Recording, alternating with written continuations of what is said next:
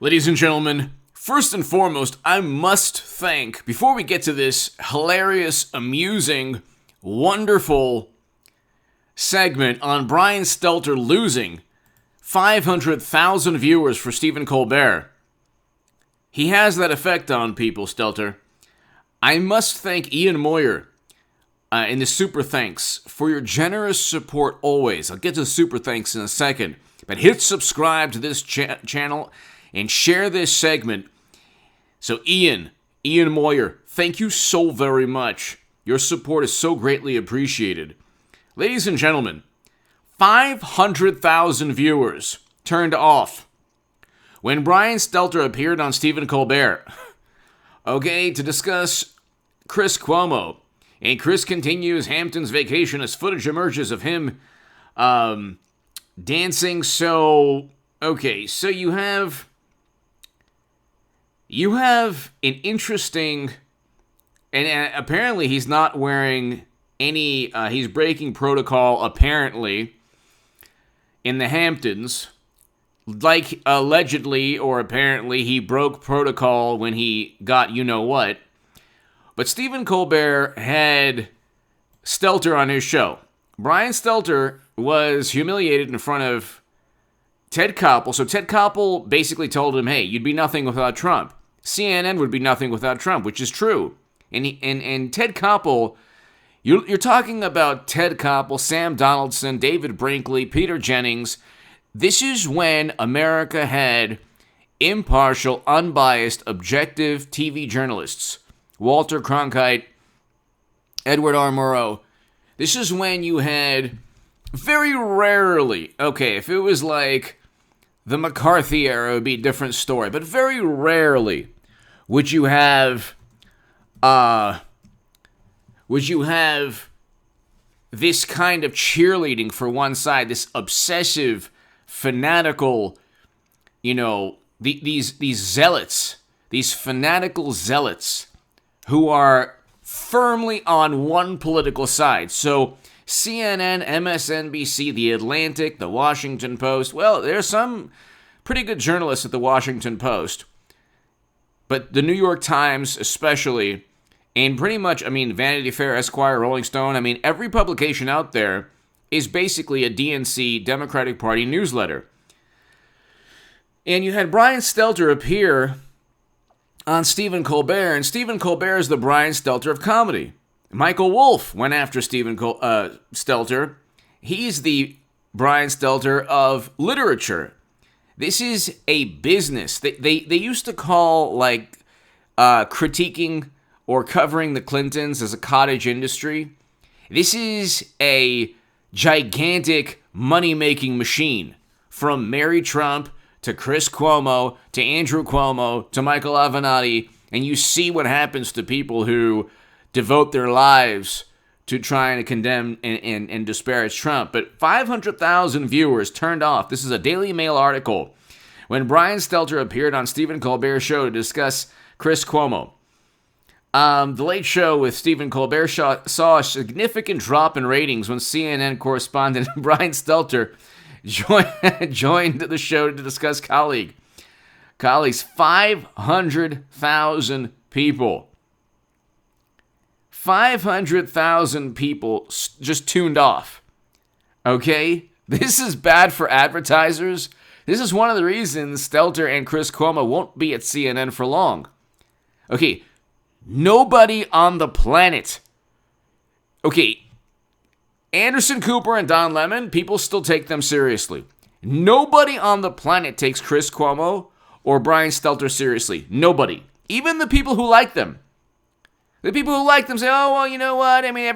No one's perfect, but they know at the end of the day that they just have contempt and disdain for Trump and anything to do with Trump. And that's what they're there for.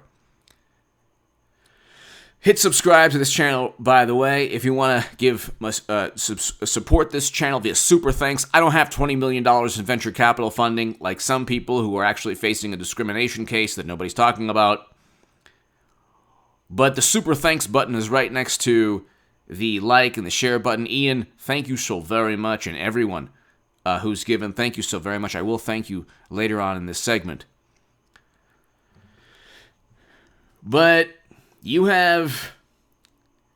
So they talk about the Nielsen ratings, and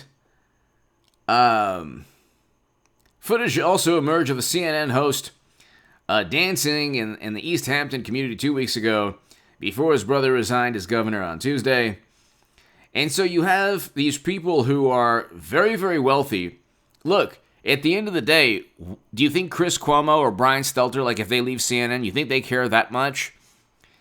You think they care what they perhaps did to the country in terms of trying to tear us apart, divide us? They always talk about Trump and Trump supporters or, Republicans tearing apart the country. Republicans generally, the Republican Party hasn't realized that Trump or Trump Republicans run the Republican Party. And you have these weak and cowardly conservatives or Republicans the list is maybe 10, 15, 20, Mitt Romney, others, Cheney, Kinzinger. These people work for the Democratic Party, basically. They don't really oppose ideology or the paradigm that Democrats uphold, which is the viewpoint of CNN, MSNBC, the Washington Post, the New York Times, and every other publication. It's unbelievable that conformity is the standard now by which people are judged. And I would like not to be judged in that manner. If you watch this channel in a very, I don't want to say sly manner. Yo, Adrian! I don't want to say sly manner, but I would say in a very intelligent kind of I don't conform. I haven't conformed to the prevailing mentality or the paradigm or the matrix when I was on the left.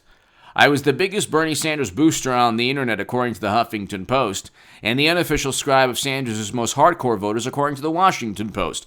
My articles in The Hill, the Huffington Post, Salon, the Jerusalem Post, other publications went viral in 2016. And I then realized Bernie Sanders was part of the same corrupt, terrible system that he claimed to oppose. For all of the venom and vitriol and contempt and disdain leveled at Trump, the man opposes a very corrupt system. He stands against a very corrupt system. Is he perfect? No, he's not perfect. Could he tone down his rhetoric? Yeah, and I'm glad he is now. That's a valid critique. But Trump stands against a very corrupt, whether it's, devious, deceitful intelligence operatives or opportunistic Democratic operatives like Brian Stelter and Chris Cuomo. You look, if Brian Stelter loses Stephen Colbert 500,000 viewers, if Brian Stelter loses Stephen Colbert 500,000 viewers, think about that. Stelter has a platform, and Mark Dice has done a number on this man for a long time. But if Brian Stelter has a platform where you have CNN as your platform, and you have basically,